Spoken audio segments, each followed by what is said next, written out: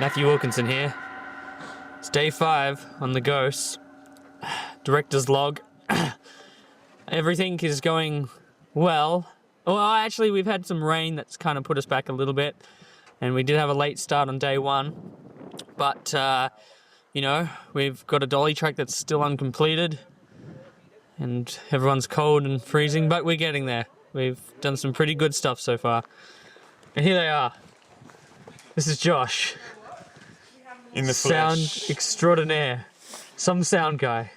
Yeah, That's how we credit him. That's right. That's You gotta superimpose that when you put all this together. Scott. How has everything been so far? It's been fucking cold. Right. And how has your acting been besides fucking cold? It's been kind of cold. It's been cold and wooden. It's terrible because of the temperature. Because it's set in winter. Have you enjoyed yourself so far? Yes. Highlight so far from the day's filming? That's I don't know. It's still early days. So, Early days. Yeah. Highlight probably, I don't know, finding a porno DVD maybe. Perhaps.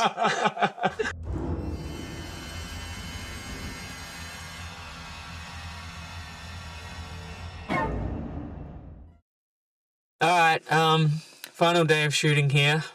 It's been really, really intense. A lot of stuff you haven't actually seen on these behind the scenes camera. We've had a lot of dramas, a lot of accidents, a lot of disasters. We're on our last roll of film. We're gonna get there.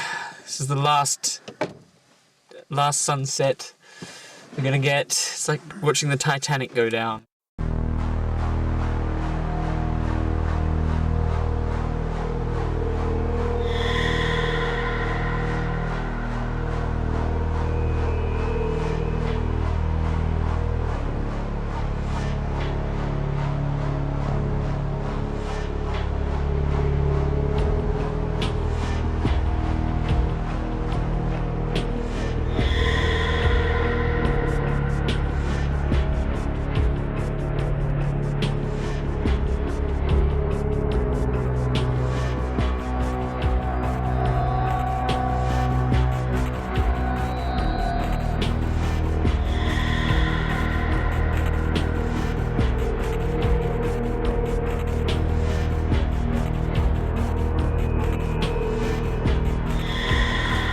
Production, Charlene. Are you serious? That was bullshit what you just did.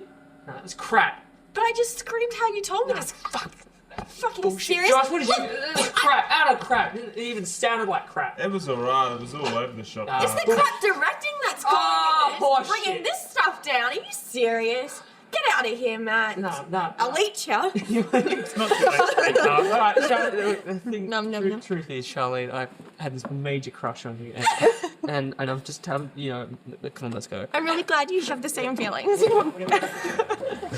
The Ghosts was this film about a really dysfunctional family that were on vacation in the Australian outback, and they sort of collide with these 2 criminals who are on the run from the law. And the criminals take them hostage and stick them in this abandoned hotel. And the hotel is haunted. It becomes a film about paranoia. It was like crossing The Evil Dead with The Thing, with John Carpenter's The Thing. Coming up to our accommodation for the night. It's delightful 8-bedroom hotel. renovation delight.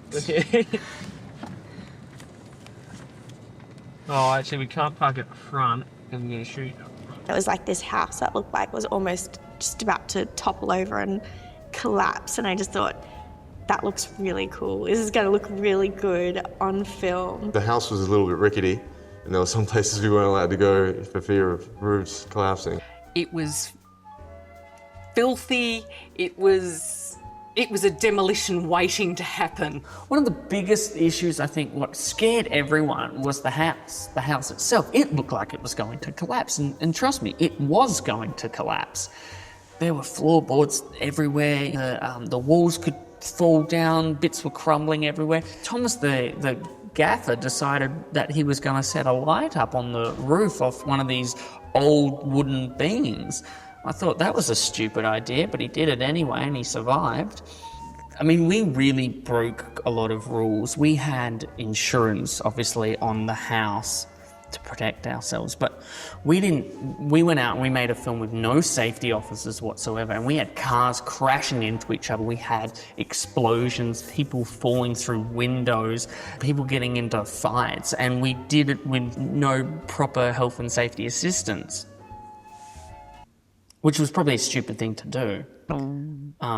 But I'm sure I'm not the only person who's gone out and done that sort of stuff before. Jack, we're going to have you over here. Yeah. Patting yourself down. Yeah, when Sarah walks in. When Sutter walks in, we will. Now, basically, we're shooting, back this way, keeping most of the action around this central area here.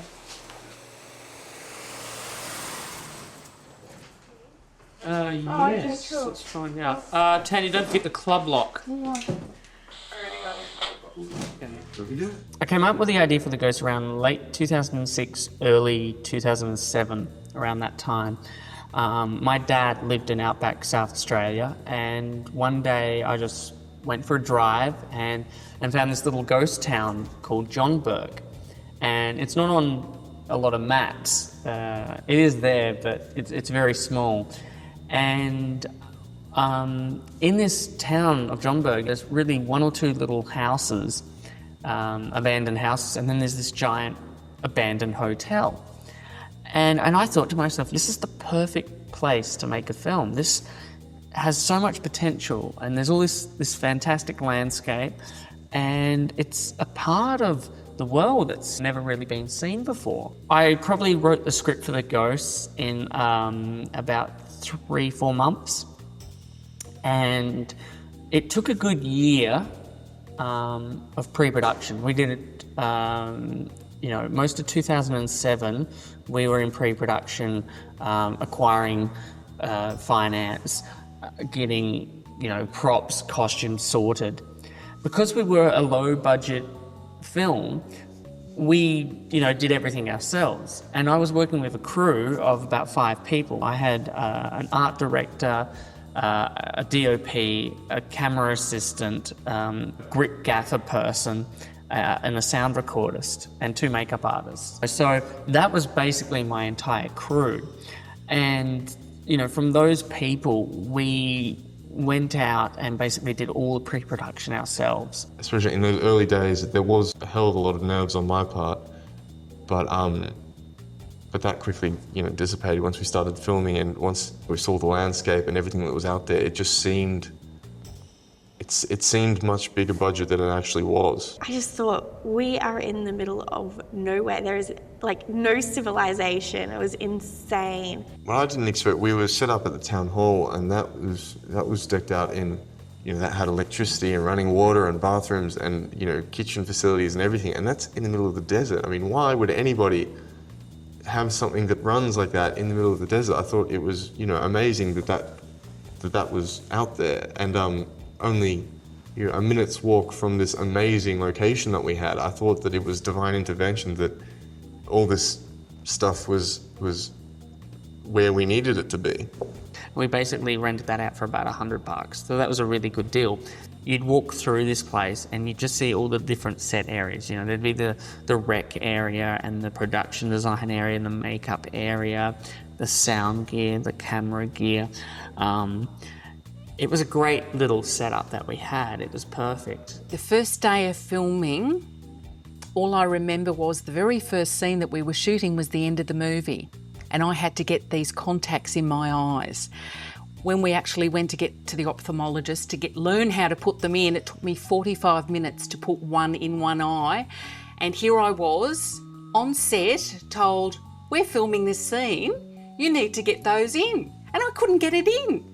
The 2 makeup girls were standing either side of me saying, yeah, this is how you do it, just, sort of get it on your finger. I just couldn't get it in, and then, thank God, they eventually got out there, very, very nervous about it. And I kept asking Matt, our director, sort of, what do you want me to do? And I just felt a bit inadequate at that stage for the task. First bit of the day, we'd have like car driving this way, and then turn around, car driving that way, and then close up of car driving this way, and then close up of car driving that way. The first day of shooting, it was cold. It was so cold. When we were actually on set, we were huddled around this little bonfire that was out there, and honestly, you'd actually just be nearly sitting in it to try and stay warm, because I think it got down to 0 or -1. It was so cold. Things started going wrong from day one, and basically what happened was we were originally set to shoot the film on digital. We were going to shoot on digital, and I was told the quote was about $6,000 to shoot this film on digital. I was then informed about 2 days out from shooting that their prices had changed, and was sent their new quote, and that had gone up an extra $3-4 grand, which we didn't have. So we had my Super 16mm camera. I had this old Super 16mm Bolex camera, which I'd never properly used. It had been serviced. I'd had it checked out, but I'd never actually properly put a roll of film through it. But you know, we were less than 48 hours out from shooting. So, you know, what's the gamble here? Do I shoot the film on something even, you know, a little bit more low end, or do I try and make this film as epic as I can and shoot it on something like Super 16? And, you know, I went with it. I went with the Super 16, and maybe that wasn't the best decision. And roll sound, and camera rolling, and action.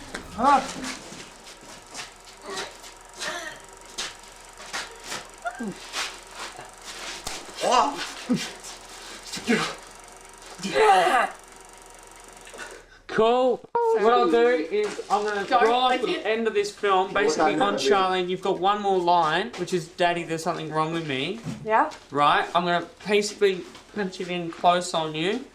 I'll get you to basically... Wasn't it 2 lines? No, I think it's like 1, isn't it? We've done the obsolete line. It wasn't until we started doing the night shoots that sort of the odd problem tended to pop up with the cold, and the camera wasn't dealing well with the cold. And we had some film issues, and the camera, you know, sort of the heat expansion or cold expansion or whatever it is, stopped the film from winding on properly, issues with that. There was dust and dirt everywhere. Got down to freezing temperatures. I think the camera froze one night. We had to stop early because there was ice forming on it. Weather can screw you up so bad, and you know, the weather wasn't staying, I guess, consistent, and so there was things that were being pushed back, but at that time we were like, oh no, it's okay, we'll be able to, you know, that's why we have the extra couple of days at the end for, we'll tack it on there, we'll be fine. Unfortunately that wasn't the case, and it was a race to the end. What speed was I doing? That's what you I thought we were fine. What speed was I doing? Oh, Now, no, you weren't doing anything stupid. No. You just right. yeah, that's right.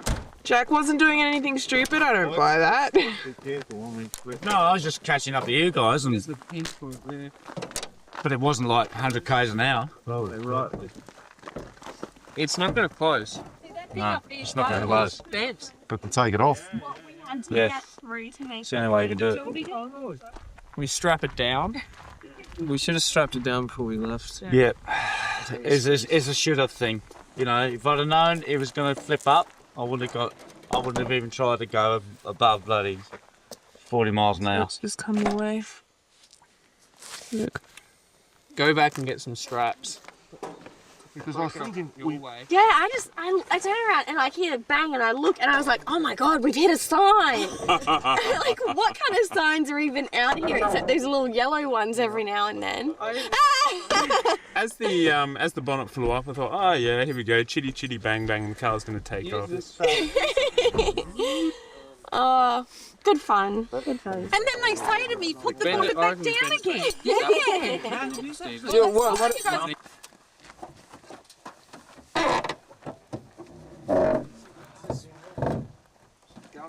It was broken. It was broken good.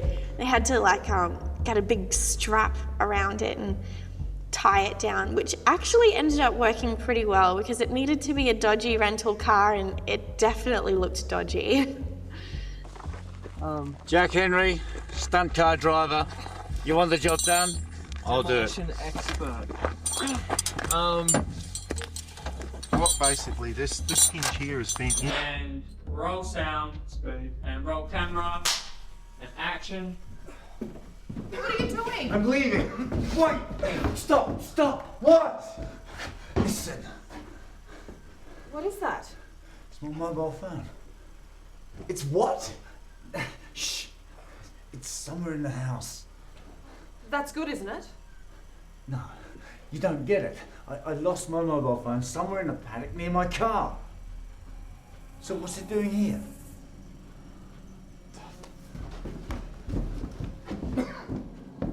We went way over budget. We budgeted the film originally at $30,000. By the time we were finished, we'd spent about $57,000. Here's the factors to remember. Fuel prices in July 2008 around the world went up. Fuel prices hit $2 a litre in outback South Australia. Not to mention that we also had a generator that we had to fill up with diesel petrol every night. At one stage we actually ran out of food. We budgeted our food at $2,000. It ended up costing us about $4,000, if not more, in food. I actually had to call my grandparents up and they loaned me about $1,000 in cash plus another $500 or so just for some extra food. The accommodation cost us about $6,000 all up and production design ended up being about $1,500. We spent about $1,000 on insurance to cover our ass. We just had stuff that we were buying that had no relevance.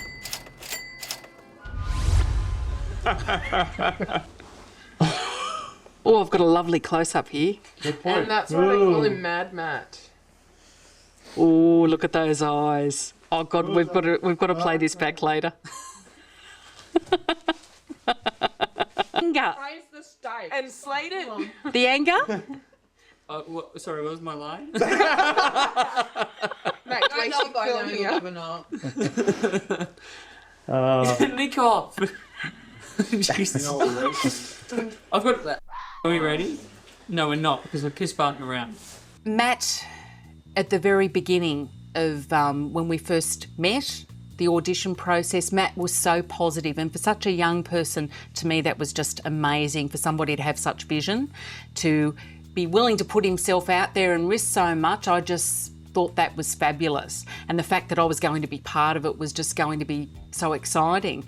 And then as problems happened and personalities sort of started to put pressure on him, and when we had problems with the camera, you could see how frustrated and how upset he was getting, but he was holding it in. That you could see the pressure getting to Matt, particularly after a lot of conversations with one of the actors, a lot of sort of heavy conversations that he didn't want to have, and he shouldn't have had to have, basically. The biggest thing about making an independent, low-budget film is always going to be about who you bring in to be involved. It doesn't matter what equipment you've got to work with at the end of the day. It doesn't matter what your budget is at the end of the day. You can make a film with, $100. The thing is, what it comes down to is the people that are willing to commit to the project and put in 110%. And that's where I didn't do the right thing. I cast an actor who looked determined, who looked willing, but was only in the film for their own good, was only in the film to achieve for themselves. And yet they walked off set. They blew up. They gave me a mouthful. They said I couldn't direct. And it was just this one actor who, for reasons unknown, just thought that that it wasn't working, and I had no idea why. I mean, everything was running, by that point, everything had been running smoothly. There was no problems at all.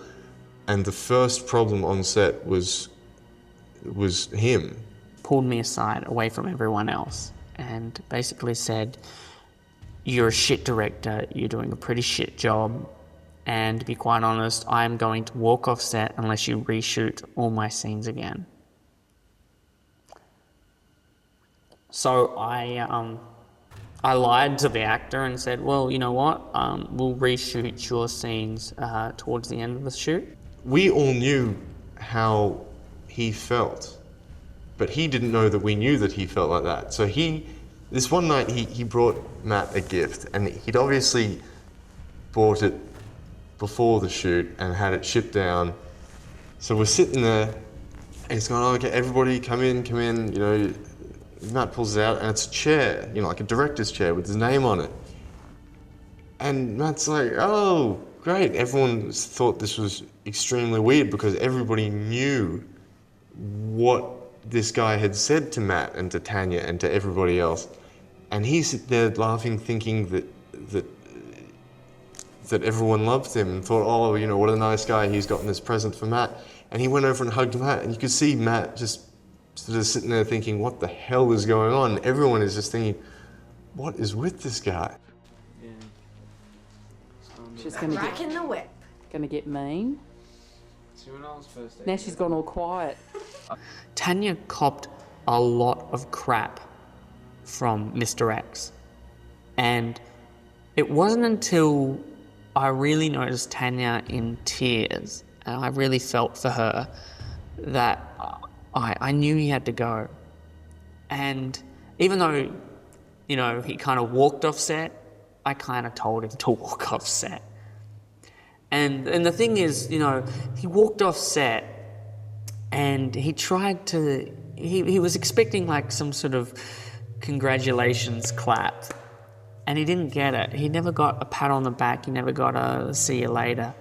He got these stares from the rest of the cast members. He got looked down upon because he had put the film in jeopardy. Which was sort of a blessing and a curse at the same time, because, I mean, one, there was a lot of pressure on Matt to change the script, and it was changed drastically from what we'd planned. So that was written, and I think the climax suffered because of it.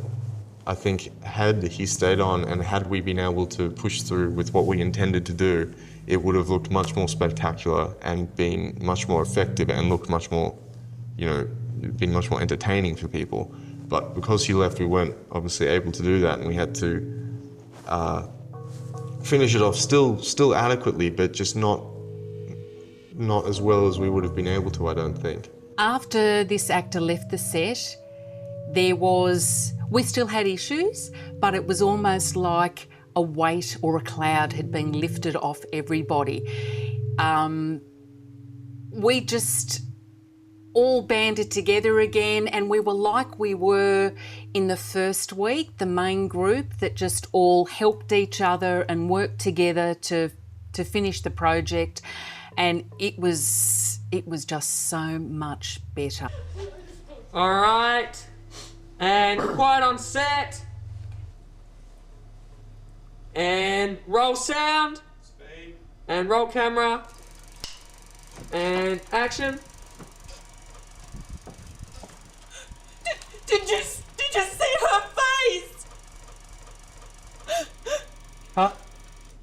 Thank you.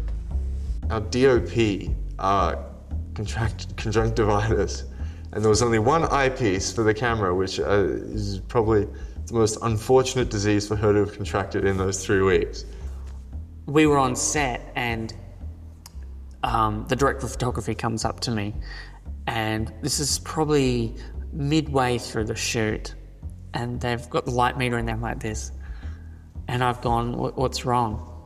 And they've gone, oh, the light meter's coming up with these really funny readings that they don't seem right. I've been like, so I take the light meter and I look at it and I'm like, wow, these readings are really off. What have you been doing? Oh, well, I've been doing what the light meter's been saying. And then again, in my mind, I'm like, oh God, what are we, is this going to be okay? Yeah, there must be something that doesn't want this movie to be made. The days just kept getting longer and longer. I mean, I lost 6 kilos in weight. My pants didn't fit anymore. I was probably getting 5 hours sleep a night. I wasn't probably eating properly.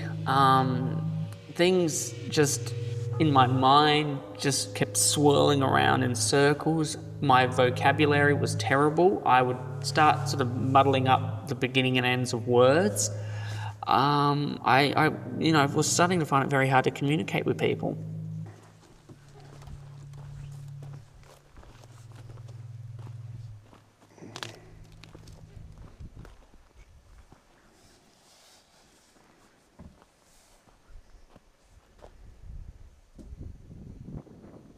Yeah, I just want to see if the bottom of it's going to go.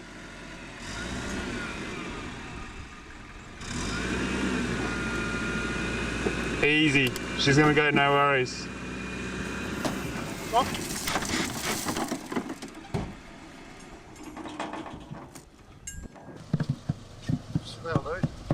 We were going to shoot this scene, and I needed some gaff tape for one of the vehicles, and I sent the 2 makeup girls off to get me some gaff tape, and they never came back. And like 20 minutes had passed, and the sun was setting, and I'm freaking out, like, what is going on? What are they doing? So I tell the DOP, go back, get me some gaff tape, and do not talk to anyone on your way back. So the DP goes off. Anyway, some tourists drive by and they're gone, there's a car accident out the street. We get up we get in the car and we drive up the road, and the makeup girls had flipped the car. The car looked a wreck. Technically, Davina should have lost her head. She was in that passenger side, and the passenger side roof had literally collapsed inwards. She should not have a head. They were so lucky. Apparently this van rolled 2 or 3 times with the girls in it, and just so lucky that they'd had their seatbelts on, because we'd been a bit naughty a few times and not bothered with seatbelts because we're in the outback and those things don't matter. And they were lucky they'd had their seatbelts on that time, and they'd rolled the van, and Foxy, as we called her, or Davina, she hurt her leg and she had to go down to the hospital for it, and so both girls were sent to the local Oruru hospital and got checked out. No, they were okay, but poor Davina, her leg was a bit stiff. I'm not 100% sure what she did exactly, but she couldn't walk on it properly for quite a few weeks. That vehicle was actually my uncle's, and my uncle had put so much of his own time and effort into the film, and now, we'd gone and destroyed his van. And I just remember him being out the front of the hospital, and he's walking up and back, and there's steam coming, out his nostrils, and he's looking really red in the face, and he turns and grabs me. And he just looks me dead straight in the eyes, and I could tell this was it. He was going to give me the yelling of a lifetime. My uncle was about to, tell me what a failure I was, and he just grabs me, he pulls me up, and he goes, "Get me a packet of cigarettes." When that happened, and when everyone had come back from the hospital and everyone was fine, we were down a car that ferried about 9 people, and morale was already pretty low by that point. So after that happened, I just thought, that's it. We're packing up and going home. We might run out the next, the last few days of film on just whatever we can, and then see if we can pick it up at another time. But I honestly did not think that we would get to the end. I did not think that we would film enough to finish a movie. I remember getting on the phone, and I called my mum, and she said to me, give up, because you can't do this anymore.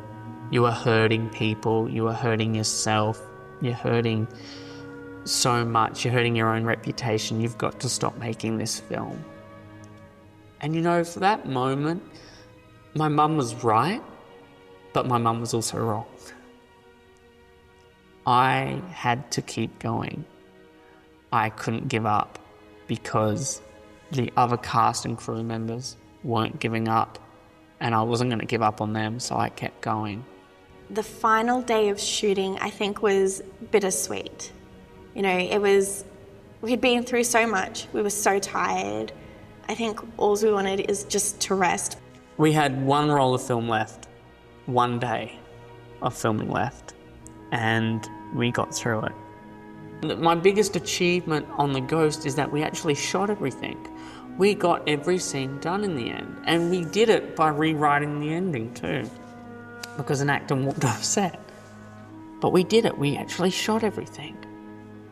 And that was a really nice feeling, is that we did get there in the end. I'm ready. Are you ready? Okay. I'll have to get someone to radio in. Tell them to go. 16, yeah. Okay, call it, Ash.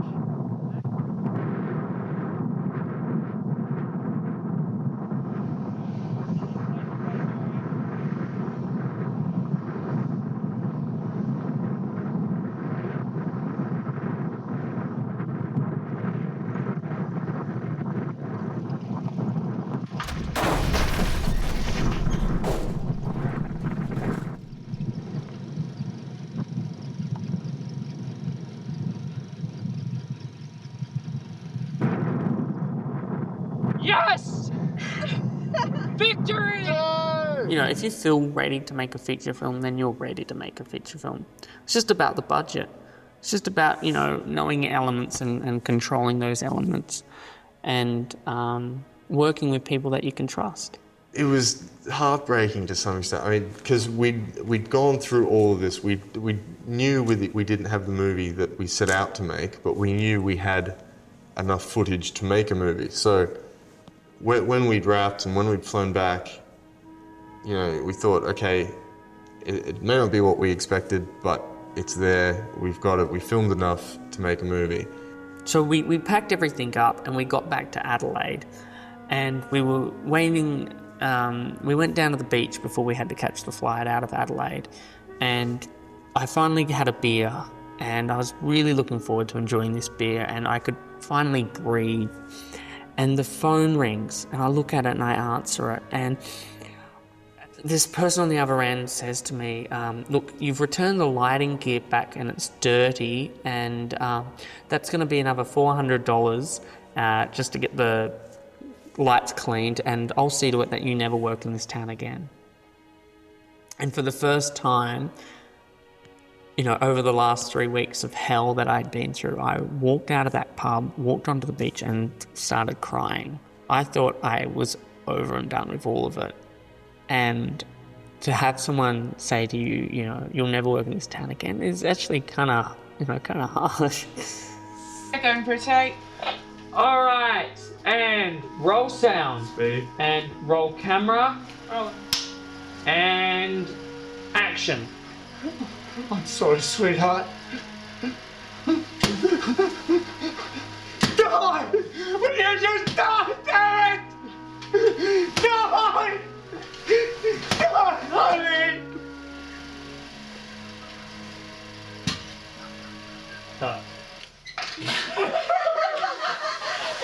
I was in major debt. I sold the camera off. I sold the camera off just so we could get the processing done. We got the processing done. Processing said that the film reels should be fine. Took it to Telecine, got it into Telecine to, you know, convert the film to digital. So we got the film into the Telecine, and the first reel comes up and there's picture and it's all there. Second reel comes up, it's not there. It's not there. Out of 25 rolls of film, 5 rolls didn't work. And out of the 20 rolls of film that we did have, about 60% of that was there. The other 40% was underexposed. It was too dark. You couldn't bring it up. It was black. It's gone. It hurts. I got really depressed. I didn't know what to do. I didn't have any money. You know, here I am. I'm 21 years old. I've got no money. I'm now in debt. And I don't think I have a film career anymore.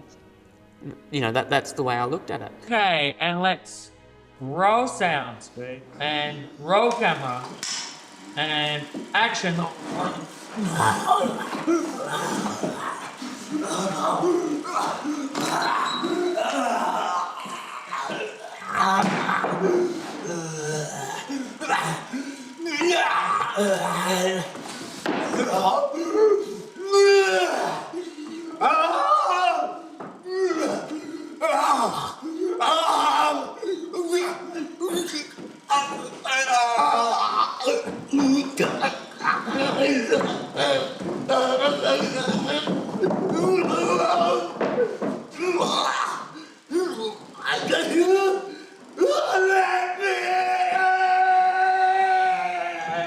You know, he had shopped this thing around for months. He had sent it to everybody. He'd made a video of himself saying, asking for funds to finish it, and I was just, part of me was thinking, Matt, maybe it's time to shoot this horse. Maybe it's over. So when he said that, the movie wasn't going to be what it was, I completely accepted that. That was when I said to myself, I've got to stop this project. It is killing me. It is killing me financially. It is killing me mentally and emotionally. I had to stop, so I did. I stopped with the ghosts, and I spent 6 months pretty depressed, pretty upset. And then, I mean, the thing is, life goes on. And, you've got to keep at it. You've got to keep pushing at it. You've got to keep doing what you love. And that's what I decided to do. I will just keep doing what I love. Cameras rolling. Action.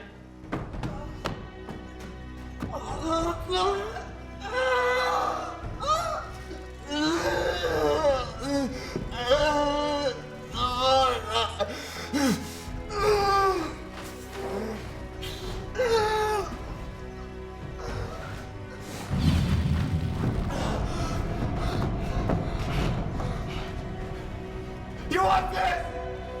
You want this body now, that piece of shit? Well, I've got news for you.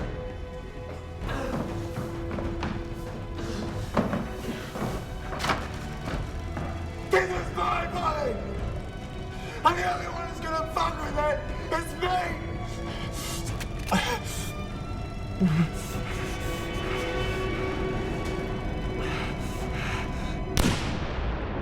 Yeah. And then it's still standing. Yeah. That's the main thing. That looks pretty similar. Still looks fairly similar, doesn't it? The roof's still on. The roof's still on. The veranda's gone. The side veranda's gone, yeah. Yeah, all Side of veranda's them down. collapsed.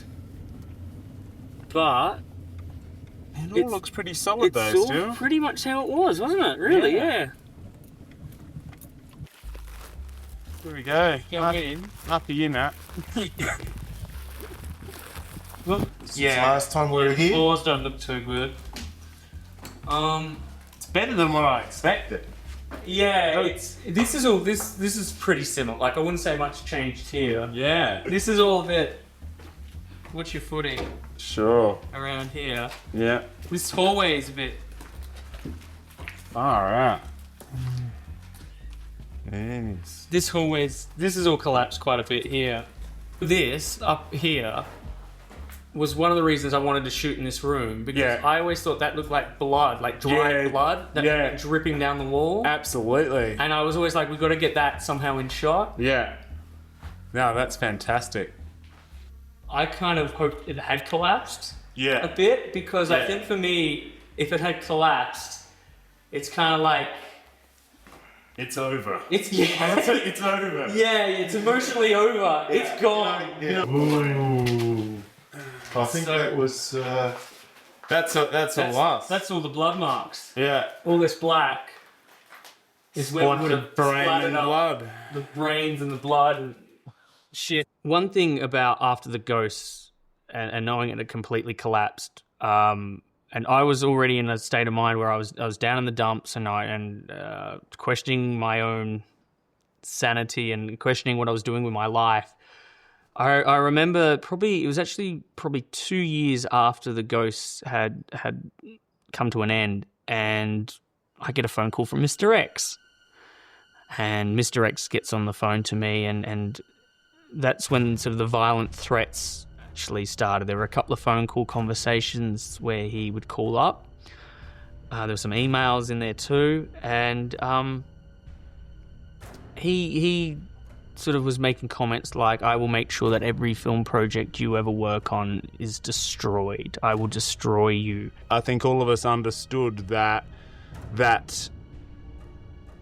kind of premise was not going to be trailers, champagne and caviar, that we were here to get dirty, dusty, no sleep and get a film done. And it astounded me that a person surrounded in this environment with everyone else in the same situation thought that they were different, or thought that they were entitled to anything that anyone else wasn't. To get threats after the Ghosts and knowing that, yeah, okay, I mean, I was probably the person that walked away from the Ghosts the most hurt and the most affected anyway, but I guess for it to still linger on 2 years later, it was scary. It was scary to think that someone was still out there with this vendetta against you because of something that happened to them for 3 weeks of their life. It's the humble players in this game that last the longest. And that while ego has its place in the industry, it needs to be monitored and kept in check. I thought Matthew was a little shit. I was flabbergasted that we could have dragged all of these people down from Queensland and South Australia and all over the country to a set in the middle of the outback of South Australia, spend 2 weeks busting our guts filming, all for it to be wasted because someone didn't flick a switch. You know, the likes of John Berg again, well, I mean, insurance and all the OHS all starts to come into play today because, unfortunately, there's a huge risk there was a structure, working around a structure we didn't know how secure it was. We didn't have an engineer to say, well, that could fall down any time or that might fall on someone. The thing you have to remember is that this film was meticulously planned. Nothing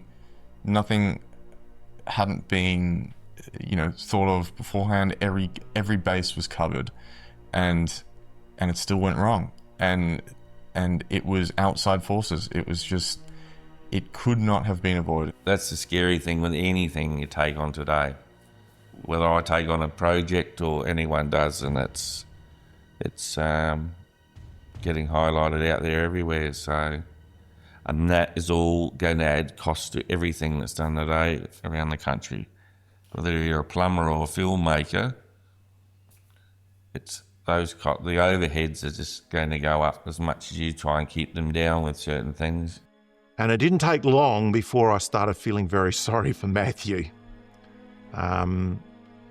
And I started thinking about how he must be feeling, because really at the end of the day, it was his investment, it was his writing, it was his directing, it was his money, it was his leadership, and it was all of those things that he was committing to that had just completely fallen to pieces.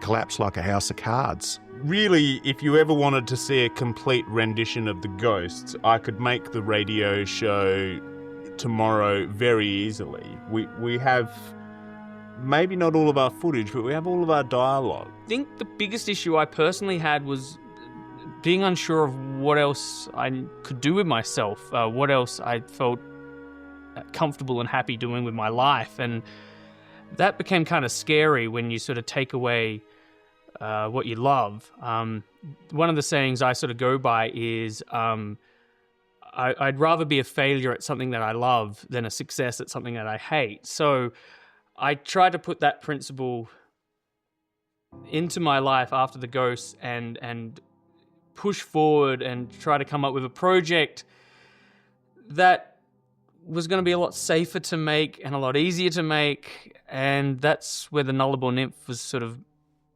born from. And he goes, I've got a new idea. I said, sure. And he said that it was going to be a film called The Nullarbor Nymph, and it was about a naked girl in the desert.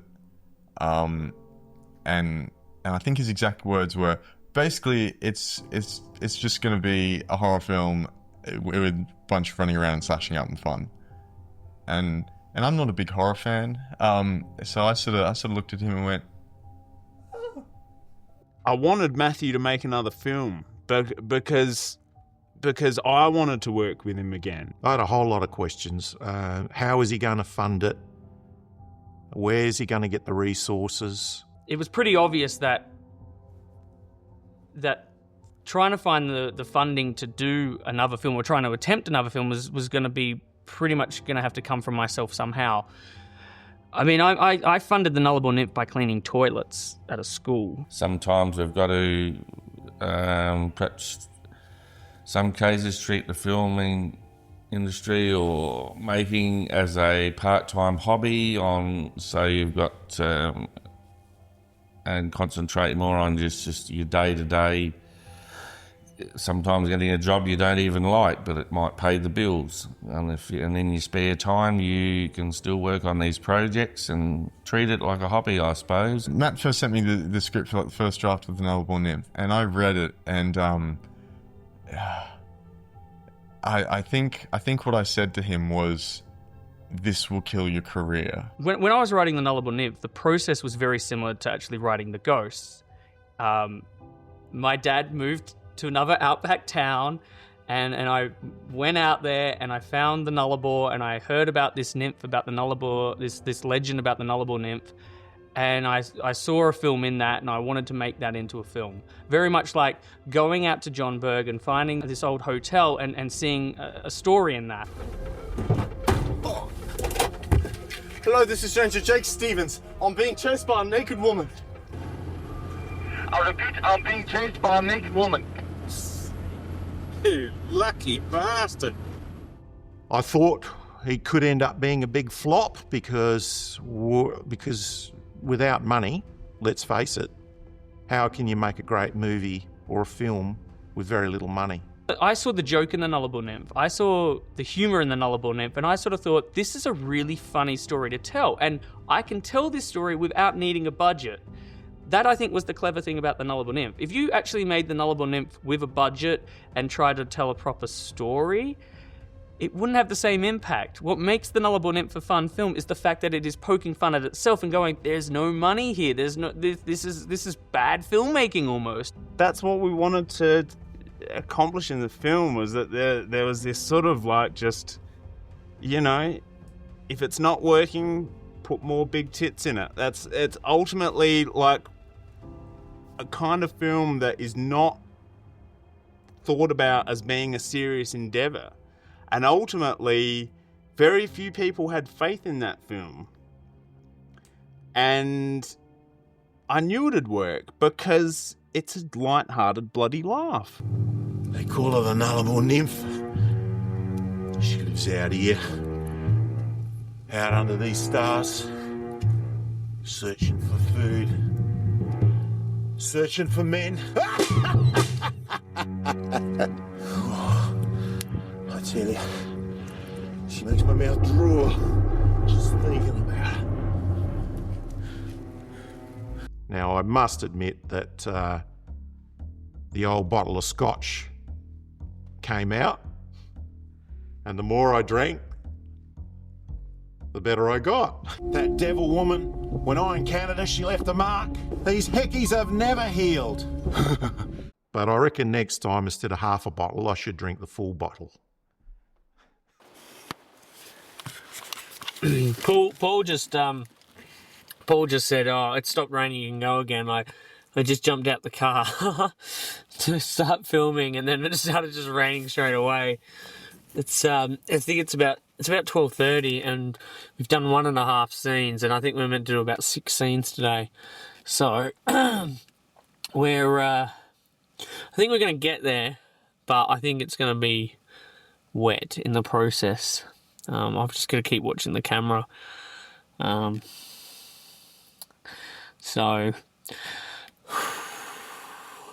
joys of low budget filmmaking, I tell you what. It'll be the death of me. It'll be the death of me. There was very minimal crew. It was Matt, and he was camera operator. He, I think, was lighting. He had an assistant director who also helped with continuity. He had a makeup girl, and then he had the cast. That was it. And that was downscaled from the previous film we'd done where it was like 20 plus crew. When the first sort of cut of the film came to me and I had a look at it, I did have a small heart attack because of sound. Always nerve-wracking when listening to something that maybe hasn't had a dedicated sound department on.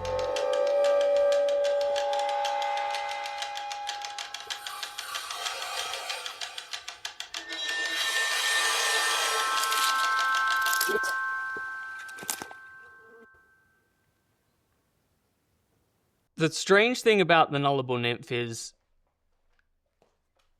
it was the first finished film that I had actually gotten to the stage where I was able to show it to an audience. And that hadn't happened yet. It had been such a long journey. It took 5-6 years to get to that point of actually finishing a film and being able to show it to an audience. And the first premiere we showed it to was in a small town in Ceduna to about 200 people. And I got up to make a speech and I couldn't talk. No words could come out of my mouth because I was in a strange foreign land all of a sudden. I was standing in front of 200 people that I never thought it was going to be possible to do. And knowing the restrictions of The Nullable Nymph and knowing how low budget it was, I shat myself, basically. And then we pressed play, and I walked to the back of the room, and about 70 minutes later, there was applause. There was people standing. There were people crying with laughter at what they had just watched, and it was very surreal. It was very surreal. For what it was outstanding. Remembering that I was the first person to tell Matt not to do this film. I was the first one to sort of stand there and say this will not work, and for it to have worked, it was completely unexpected to me, and I was shocked that we were getting the treatment that we got. The snowball effect from that premiere to have then Sydney come and say we're gonna plaster your film's title up on the out the front of the cinema, and we're gonna have the red carpet and the lights up for you. It's to me that was, I guess, the dream come true. That's something that does not happen for every independent filmmaker. It wouldn't happen for 5% of independent filmmakers.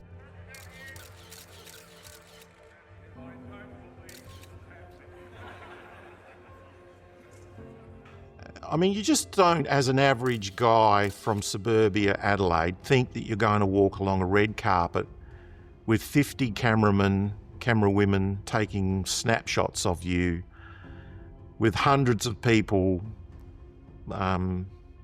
clapping and calling out and trying to grab your autograph. It was a premiere that you dream of, It wasn't a premiere that you get, but we got it. Nullable Nymph as a production model. Ultimately, to me, describes a lesson learnt from Senor Wilkinson. That model was more scaled back than what the Ghosts was, but the final delivery and the audience that it's achieved has become much greater. And I think that, to me, that is an incredibly positive story of progressive filmmaking. In the case of the Nymph, for example, I mean, the Nymph didn't make its money back. The Nymph got to DVD, and it made a lot of people smile. That is a success in some extent, but it also opened up doors, and it gave us connections and knowledge. When the Nullable Nymph finished, and we had all this great success of the Nullable Nymph, and it's released to the world, it hasn't brought in oodles of money, and it hasn't really led to more success as such. But it hasn't. It's when people sort of say, well, that's enough, you sort of say, well, why stop now? That's my philosophy on it. Why stop now when you're learning from your mistakes? Because you'll only keep learning from your mistakes too. That's the other thing. The success of an independent production has nothing to do with the amount of money made. It has nothing to do with getting a premiere or a distribution or even having friends and family pat you on the back and say, well done. In my opinion, the success of an independent film is measured by your ability to get another gig. It's measured by your ability to make the next one, because you're not in independent filmmaking to stop at 1 or to stop at 2 or to stop at 3. You're in there to get a career. In my limited experience that I had then, that was the first ever independent filmmaker with no budget. And when I say no budget, I mean someone that has not been given any grant from no grant from the Film Corporation, no grants and fundings in tens of thousands of dollars. This is his money. This is family money. And for him to acknowledge the fact of me, that when I come away for 3 weeks that I've got bills to pay and I've got rent to pay, he's not offering me a rock star salary, but he's offering me money because he knows that we're not artists, we're people. We need to eat and drink and survive. And the fact that it was the shittiest amount of money I've ever been offered on any job that I've worked up until that date, it was the best offer of money I've ever had in my life, because it was acknowledging me for the fact that I should be paid for what I'm doing. And I don't do it for the money, but the fact that someone recognised that and recognised that we can't make movies without budget is the first step of an independent filmmaker that knows what they're doing. My dream as an independent filmmaker is a blessing when you can stand there and hold your product like a baby, I guess, and go, this is mine, and you can show it to the world. And the world might not like it. They might think, that's fucking ugly. But that's when it's a blessing. It's a curse when it doesn't happen. When it collapses and your film doesn't happen, well, you lost something. You lost something that you cared for very much. And it's tragic in that regard. So independent filmmaking, I guess, is one of the riskiest things I think anyone could ever do. But it can be incredibly rewarding when it happens, and it happens right. Tanya and I have looked at the script and stuff, and there's a heap of pickup that are completely missed. And that's going to be a problem. No, I'm fucking kidding. I need to say the magic words! That's a wrap. Yeah!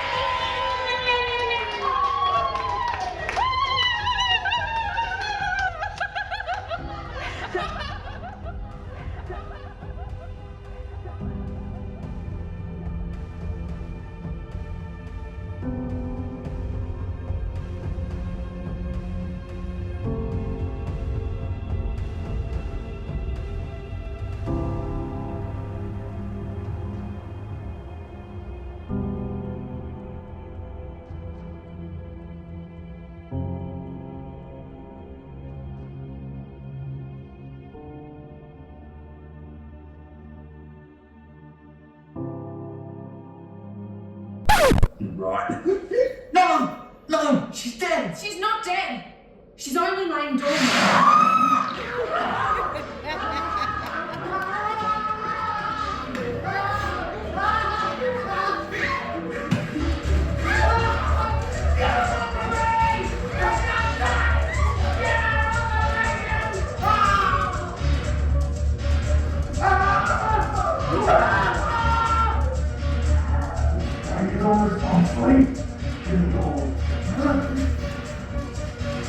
Ah!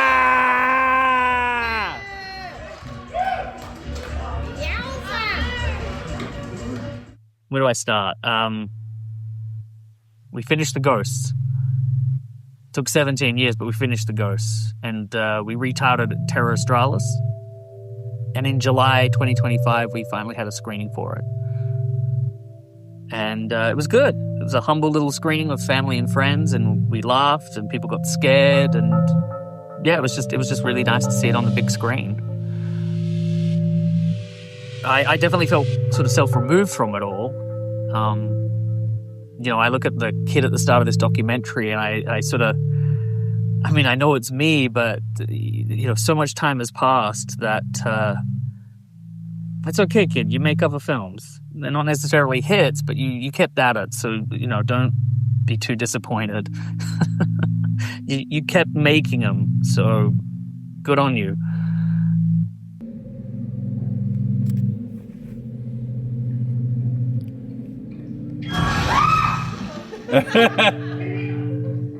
In 2024, what happened was I was asked to edit someone else's film, and they hadn't touched the footage in 6 years, so it was a bit of a, you know, scrap heap of put it back together, and basically that inspired me to go and look back at the ghost footage and see if I could just piece something back together.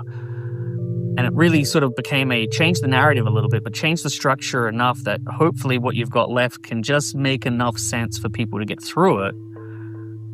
And by this stage, I had like one hard drive that was very clunky, and I had to get all the footage off of that. I'd lost at least 20% of the audio by this point. All the footage had come from this mini DV transfer. The Super 16mm footage doesn't exist anymore. I believe it's sitting in a roof in a house that my mum sold 10 years ago, I think. So I made whatever I could, and probably because the technology had changed and updated, it became perhaps a little bit more easier to make an edit out of the footage that still existed now, and probably wasn't doable really even 5-10 years ago. I wouldn't have been able to do what I've finally created with it. So I think again, it's just nice to have put a full stop on this story and say, yeah, okay, it's done. Have a look. This is what's left, but we're done. So it's been a really interesting journey. It's definitely been an adventure. Yeah. Well, I guess we go and make another film now, right?